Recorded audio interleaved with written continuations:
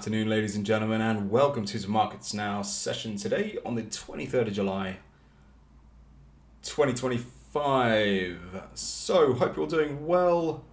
Very warm welcome from myself here, Max Norbury, from the UTC on this fine Wednesday afternoon. Lots going on in the markets at the moment, ladies and gents. We've got a ton of stuff to get through. A lot of management from the paid trading rooms positions that we did yesterday, so you guys can have a good scan at those as well. We had a ton of orders yesterday, and a lot of them didn't reach market, but a lot of them did. It's good sort of 50-50, I would say, of orders that ended up being cancelled in comparison to orders that ended up going to market. But it was a really, really busy session. We had 10 positions yesterday in total. I think 6 of which went to market.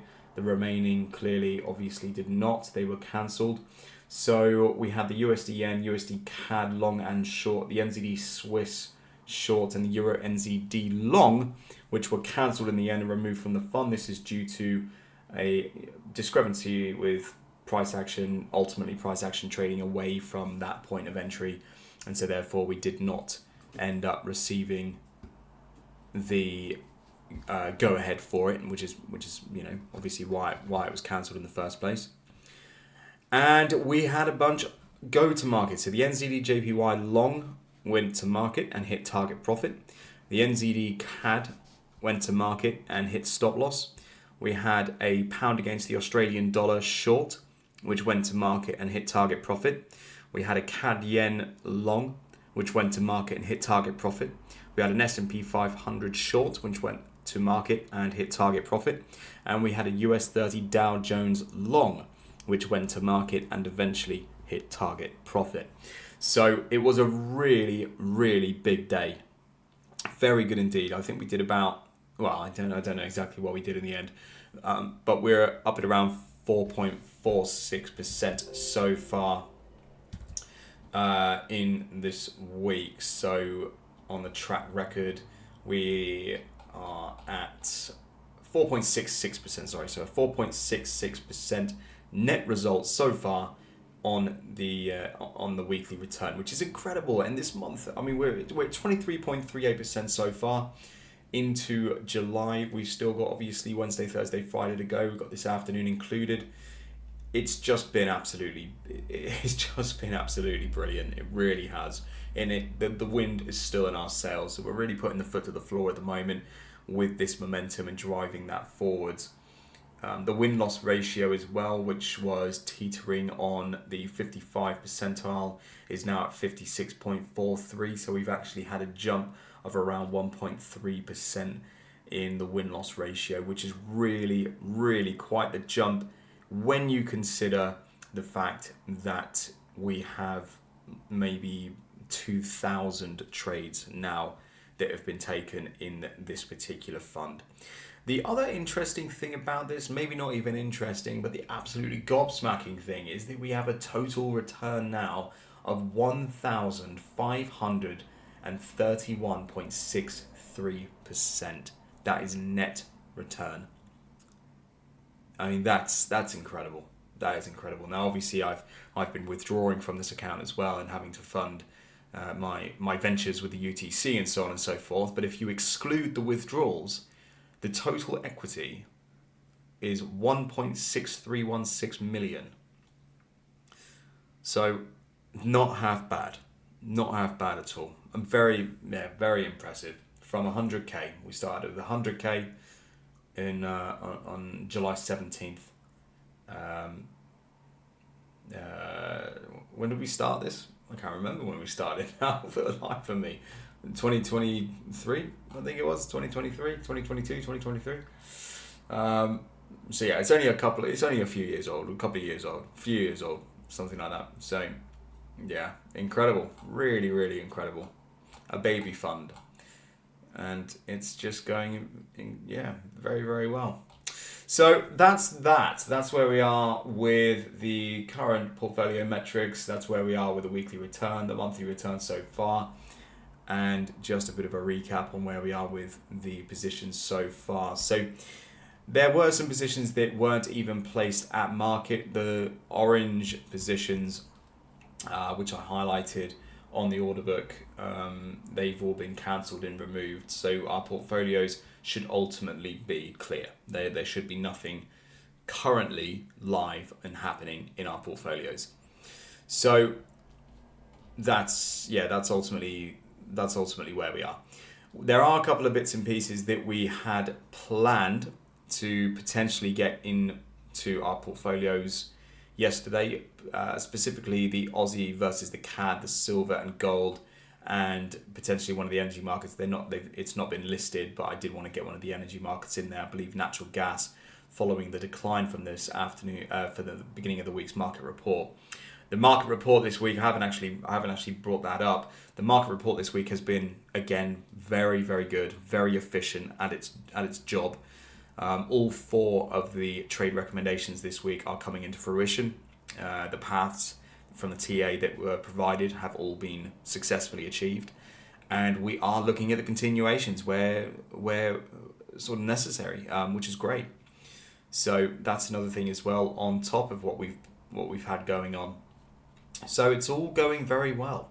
Kind of just waiting now for the next big thing to happen, I suppose. But I think today predominantly, we're going to work our way through some of the FX pairs. Of course, we're going to build an order book as we usually do on a Wednesday. Of course, we're going to have a little scan at the Econ as well. We're going to cover off some bits and pieces in there. There's not a great deal that's happening this week, but we do have the ECB event tomorrow, so I'll stress some thoughts on that. And then we're going to move our way up into the US indices after covering off the metals and the energy markets, covering all the basis of our currencies, metals, energies, and US stocks. So that's the path forwards. Now, I'm not going to go through every single FX pair. I'm going to actually start off at the top, and we'll go through a couple. Now, unfortunately, this Aussie CAD yesterday, we were looking at the expectation for a price rally between one of these 2 points. Now, the trade idea ultimately, team, it's already been done. We did have the really nice breaker structure in here as well, and that one's had a really nice push back up to the previous highs. So that there is actually a beautiful level of liquidity, really nice big point of inflection. Change of hands here as well. You got all the commercial money, buy-in down here, changed over all the way down there. And now we've got the W reversal. We had the retest of the midpoint of the W as well to confirm it. Nice big price rally thereafter. So really, really solid market structure going on with the AC at the moment. My potential bias here, I would say, is more for shorts than longs. So we have this nice big point of inflection here as well. A lot of buying interest when the commercial money hit that sort of 89-60 area. It's been retested multiple times as well throughout the course of time. I do believe that a knee-jerk reaction from this point and a sell-off back down to around 89.45 would be the best point of calls. So I believe what we can do here, I'm going to set up a trade idea on this AC. I believe what we can do here is actually provide a breaker structure element being about there. So that's going to provide a decent access point. Target profit for this one is naturally going to be at the point below, so that's 89.46. We're looking at the entry being about here. We're looking at the target profit, arguably there at the ceiling of that zone at 89.46. I want that just a bit north down. And then we're going to have the stop loss, which is going to be situating itself at the 50% point of the zone above. And that's going to yield a 1 to 2.04, net return 0.5, or thereabouts, maybe a 0.49. So that's not bad at all, and that's one that I want to get in the market. I'm actually gonna punch the numbers in for this one immediately, guys. And the reason being, and the reason I'm not just going to continue on, is because yesterday was really annoying. We were doing obviously the live event, hammering out the trades. By the time at the end of the session, multiple of those, there was multiples of those positions that had been provided that were planning on being taken that were already triggered. And so what I ended up having to do is wait for retests of the particular levels before I could get in, and it created a bit of a backlog of orders yesterday afternoon, which for me personally, on a personal level, I literally survive on these, so it can be a bit stressful for me. So I'm going to punch the numbers in now. Just give me a sec, and if you guys want to jump in as well, that's absolutely fine, and you can punch the numbers in on that one as well. All right, let's rock and roll then. So Aussie CAD, cut a long story short, really nice rejection, previous high rejection play, break of structure down there, 1 to 2, net return 0.49%. Punch it in the MT4. I'm going to quickly punch it in mine now.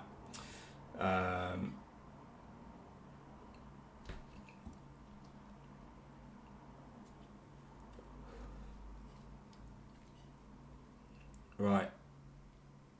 Yeah. Okay. All good. Right. So that's Aussie CAD. That is live. Let's put that in the red there. Okay, we're going to do things a bit cack-handed now because I'm conscious of time. I feel all out of sorts now. I've lost the vibe. I've lost my vibe. Right, gold. We're currently trading up against big liquidity here at the moment. Still expecting that short play. And frankly, I did say that I would be up for shorting this one if it came back up to that 34.26 level.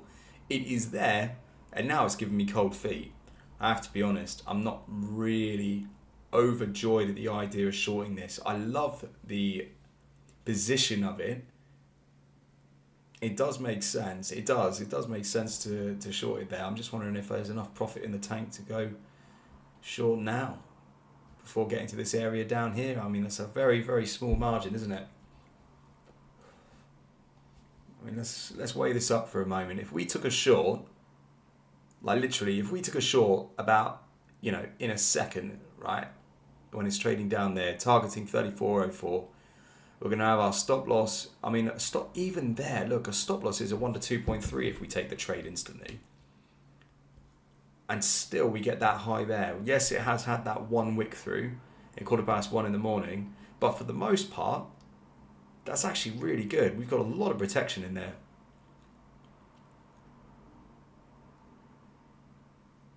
It's such a good place to go short from. I don't like the most recent price action. That's the hesitation. Love the big commercial area above. Makes perfect sense. We've had a really nice big inflection point here. This hasn't had a decent retest yet. It would make sense to see that knee-jerk reaction back down to around 34.04. It's just something holding me back, and that is this. That's what's happened up here and around here. I mean, look, the bottom line, 0.25%, isn't it? It's not going to break the bank, is it? So I think we're going to do it. I think we'll do it. But the other thing to note, guys, here is you will need to punch that in as well if you do want to take it. If you don't, absolutely fine. I'm not in control of your accounts. You do need to take your own view, but I am going to have a stab at this. I've been waiting for a while now. It is at the area that I said I wanted to short it from. We have got a lot of commercial short positioning going on up above at the moment. I'm going to take it. I'm going to take it. Do you know what? I'm actually going to take a market order. So just bear with. Yeah.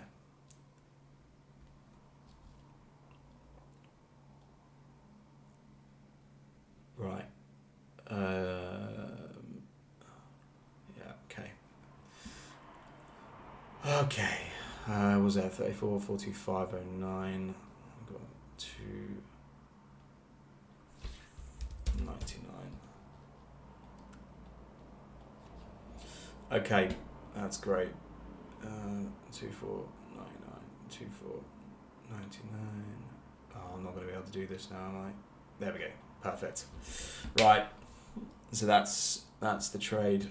Right, let's move on. That's gold short, Aussie CAD short. What else are we going to do? What, euro, yen? Oh, I need to tell the guys as well, don't I? This is all wrong. This is all wrong. Taken gold short. Chart to follow.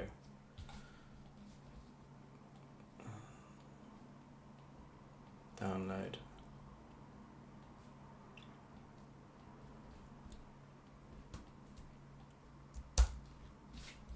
AC short ending in there too. Right, got my work cut out for me today. So next up, CAD yen. No thank you. Euro Oz. Wow, big move down in the Euro Oz. 0.77% today. That's quite extreme, actually. Quite the extreme move. ECB tomorrow. Let's have a look. 2.15%. Rates remaining the same. Makes sense. Inflation data does support no rate cut at the moment for the ECB, from the ECB. So yeah, I think that makes sense. I think it's going to be pretty dovish tomorrow for the euro, but I think a buyback in this euro back up to that open at the beginning of the week is probably a potentially decent idea. So we're going to look at that area in there. Really nice knee-jerk reaction that we're seeing at the moment. Obviously there's a lot of commercial long going on in there as well. We need to consider the idea of commercial profit taking going on at the moment. This is a whopping day. Beginning of the day, 1 a.m. So, well, actually, even more extreme. Let's look at 12 o'clock. The midnight, and the rollover, we were trading up there at 179.33. That's a huge move down. We haven't really had any decent kind of price action pullbacks yet. So, maybe, I tell you what, this is going to be another market order. What is going on? Small, very, very small intraday trade. Little market order. 11 pips stop loss-ish. Yeah, say a 10 pip stop loss on that one. I mean, Euro was, they got micro spreads on that, so you don't need to worry about it. So that's going to be another market order. Something about it. Jesus, you couldn't make this up. Right, Euro was, market order. I'm gonna pending order it. It makes no difference anyway. Right, pending. Target profit. Okay. Right, let's go. Right, that's Euro Oz. Euro Oz long. Not bad. Right, Euro CAD. Not quite in the same boat at the moment. Big liquidity just above price. If we go back in time, it's not really reached any major kind of floor. It's a rock and a hard place, that one at the moment. Euro Yen. Oh. Nice floor here at the moment. That's a really nice bit of a DB going on. We've got the midpoint of a potential M reversal, but I don't think this M reversal is going to be the one. I think it's going to potentially fail. If we tighten this up a little bit, we've actually got the break close retest going on at the moment outside this breaker structure point, which could be quite handy. And then we've got that's a bit of a shame. Yeah, because we've got this area in here, don't we? Whoops, get rid of that. Yeah, we've got this area in here at the moment, which could be construed as a nice ceiling, but that's a very, very tight margin. Don't really want to go messing around with that. The ideal would have been getting the trade in there, and we're nowhere near there anymore, halfway into the trade. So cannot really suggest that one at this stage. That's got to require patience. Yeah, no, that's clutching that one. Gonna have to leave that euro yen alone for the time being. Euro dollar, nice big breakout yesterday. Very, very slow, tentative correction. Potential for buybacks, that's not bad, is it? Nice big breakout, nice controlled retest. Potential for continuation. If we look at this area in here as a potential breaker structure point, and then look at the TP. TP's probably, well, I mean, the TP would clearly be the previous highs, but if we're going to be a little bit more cautious, trying to hold on to what we've managed to achieve this week so far, probably be looking at that area there for a TP. Seems to make a little bit more sense than the very sort of high there. So we can look at a pending order in the Euro Oz, the Euro USD. Entry, target up above. Stop loss for this one's going to be at the sort of 50% point between the breaker structure and the liquidity point below. And that's going to yield you guys a 1 to 2.1. Net return 0.5. So that's not too bad. Download.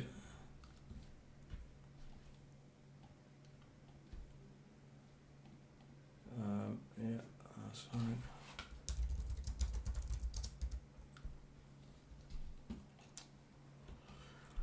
So that's that. Pound pairs. Let's have a look here. What, pound against the dollar, pound against the yen. Don't have anything yen at the moment, so it would make sense.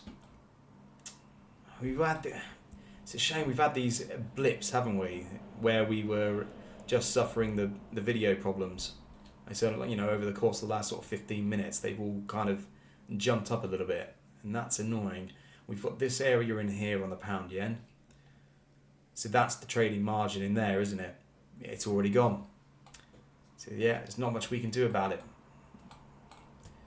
We could wait for that to be the breaker structure point and then aim for a trade idea sort of more further up, but then we've got to kind of disavow that because of the previous high that we've had, which is there. Yeah, clutching. Nope, no can do. Right, guys, I'm really going to have to... We're already at 2 p.m, so I'm going to have to wrap that up from the FX space and the metal space there. We'll now move into the energy markets and tie up the US indices, and then I'll get the video out ASAP. Natural gas is just killing it at the moment. It's actually painful because it's following my technical analysis, is following my fundamental analysis from the report perfectly, and I haven't got a damn thing in it, still waiting. So again, I need to wait. We have to wait on this one because it needs to reach 31 before we can start to look at the long-term buyback. We will probably be holding on to that one for the best part of a week, maybe two.